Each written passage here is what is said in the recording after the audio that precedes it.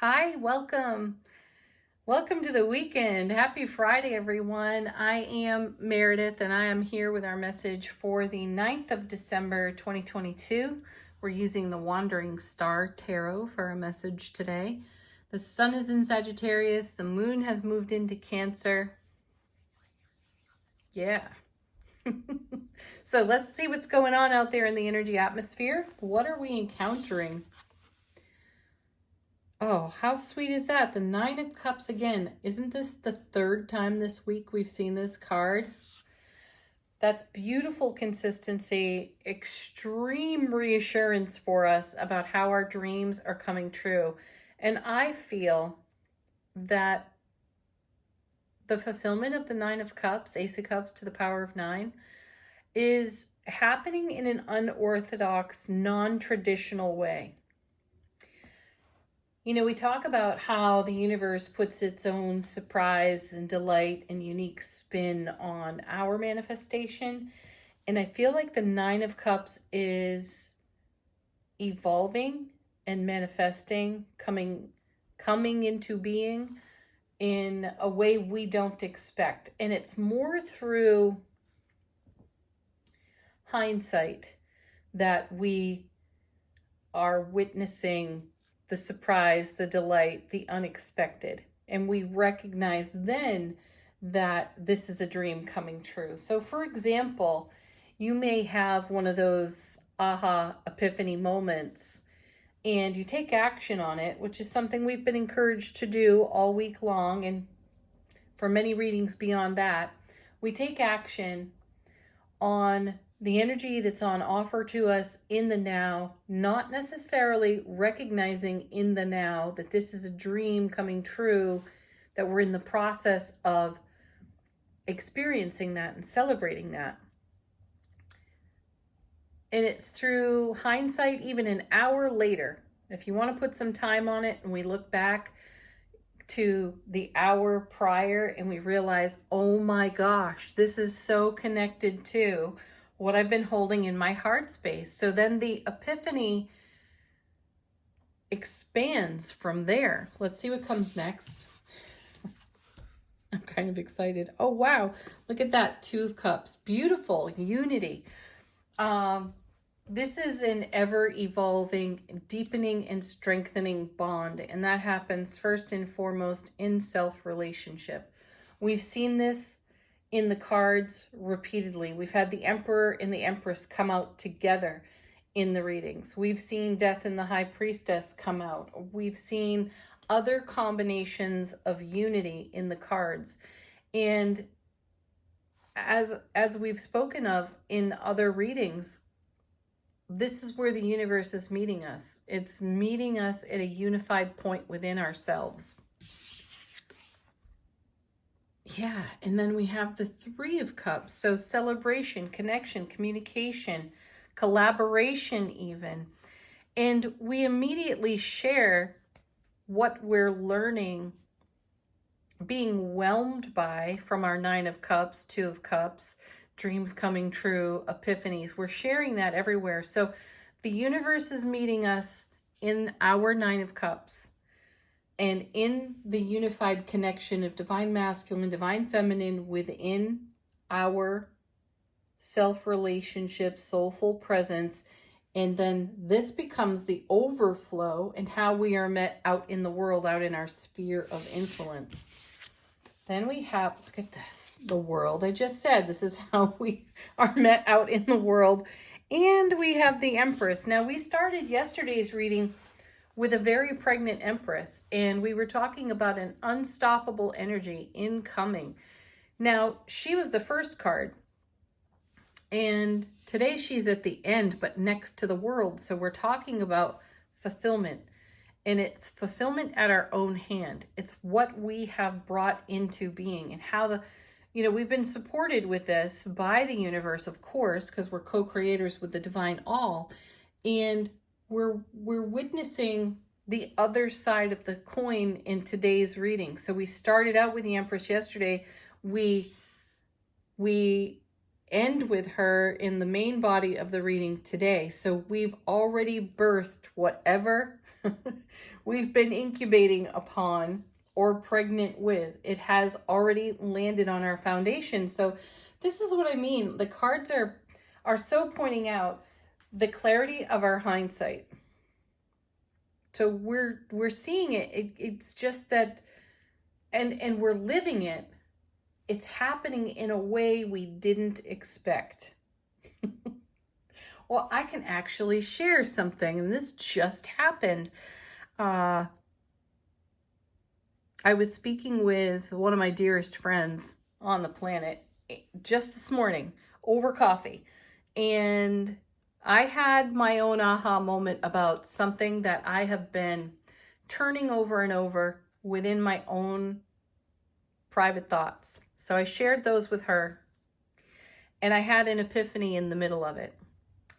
And that epiphany is related to how I have received information from other people, really knowledgeable people, have provided me with exceptional and valuable information.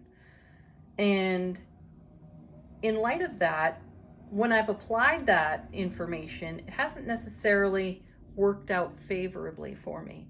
So in the course of the conversation with my friend this morning, I said, you know what? It's just time for me to blaze my own trail.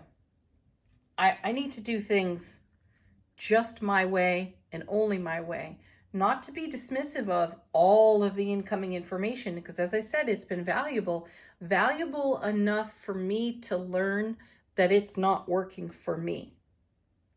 So beautiful that it's been shared with me because it's worked for others.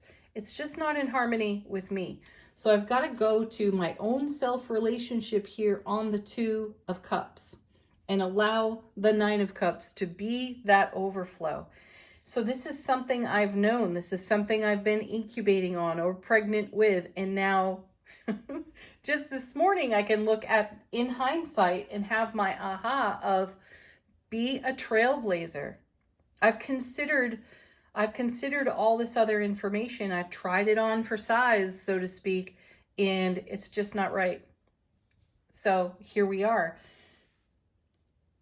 It may happen that way for you. This is a way that I didn't expect or anticipate. So this is the unorthodox, the non-traditional. So how exciting is that? That's just one little thing. It's one example of how the surprise and the delight and the unique nature of the messages and guidance that we're receiving can apply to each of us individually, uniquely. So be on the lookout. Be ready to accept and allow the unexpected and the unorthodox to work for you. Let's see what's on the bottom of the deck. I have a feeling about this that it's going to be loaded in some way. And we're starting out with a Page of Cups. This is an offer. There's some kind of offer incoming. And what I'm really feeling here is because of our emotional connection to what we're holding in heart space, the Nine of Cups being our first card, the Empress being our last card, I feel that the Page of Cups is the offering we give ourselves by listening to our wisdom or our knowledge, our intuitive wisdom that's incoming, and our foundation of knowledge, and how to blend those together. Alchemy. I'd love to see the Temperance card come out in this lineup. And then the next card is the Ace of Pentacles. Yes, this creates a whole new door of opportunity for each and every one of us. There's great abundance, there's great resource, and there is great love to be found in how we are receiving what's on offer to us. Next, we have the Five of Cups. That's emotional pain, loss, and sorrow that's being settled. Fives are unstable, so this is being stabilized because we are in acceptance of what's on offer. We also have the Two of Cups in the reading. So one of the readers that I enjoy so much says that the power of the Two of Cups is absolutely amplified when you have the Five of Cups in a reading, because the five relates to 3 overturned cups, and then there are 2 other cups that are not necessarily being acknowledged by the character on the card. though it means that we're going to garner our gains. We're going to pick up from what we felt was a conclusion and a fulfillment that felt less than favorable. We're going to pick up from there, and we're going to move on in the harmonized, unified energies of the Two of Cups. So connection to self is really key here in these cards today. Yeah, holy wow. Next is the Three of Swords. There's pain, loss, and sorrow of the past. So my feeling is that we're putting to rest. We can use my example that I just gave of the conversation this morning. I was feeling less than pleased. I was feeling frustration from the sheer volume of information I had on hand, though none of it felt applicable to me personally. And that level of frustration could result in pain, loss, and sorrow. It could result in pain, loss, and sorrow on an emotional level as well. So I could recall what's gone on in the past. I could recall what's going on in the recent past here off that unstable 5, and understand that I've got to turn a new page. We've got to turn a new page and walk through the Ace of Coins that's on offer to us through the Page of Cups. Blaze a whole new trail here. Next we have, what is this card? Oh, there are extra cards in this deck. Okay. The Creator. This is you in the divine. This is us in the divine. And there's the word no here at the bottom of this card. So I feel like we're saying no to the 5 and no to the 3 there. We're done. We literally are walking on from energies that do not serve. How beautiful.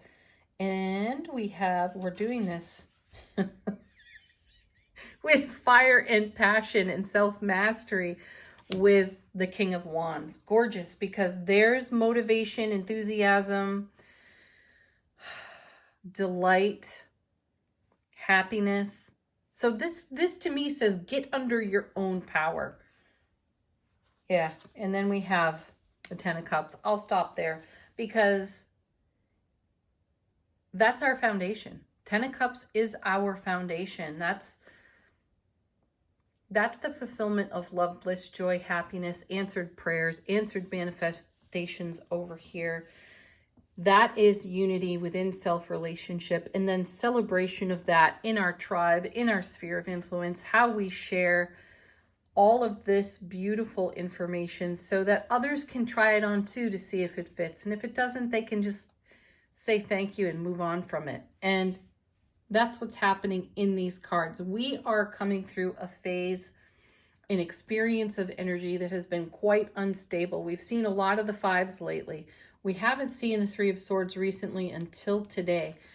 And I feel this Creator card over here saying no is that we're finally turning a corner on this 5 and this 3 type of energy. My sense is that it has been lingering, and it's been lingering so that we could become uncomfortable and take a new action in the surprise and the delight, the love, bliss, joy, and happiness that's out there in the atmosphere. I feel our focus may have been directed toward old patterns, old behaviors, and old ways of being. And I sense here a self-correction in the direction of blazing our own trail, because that is what is most in harmony within self-relationship and universal relationship to the divine all. Fantastic. Keep up the good work, folks. Wow. Okay, so angel answers. We have the whole deck. I just dropped it. Great. Bear with me. Okay. Let's see. This is what's on top.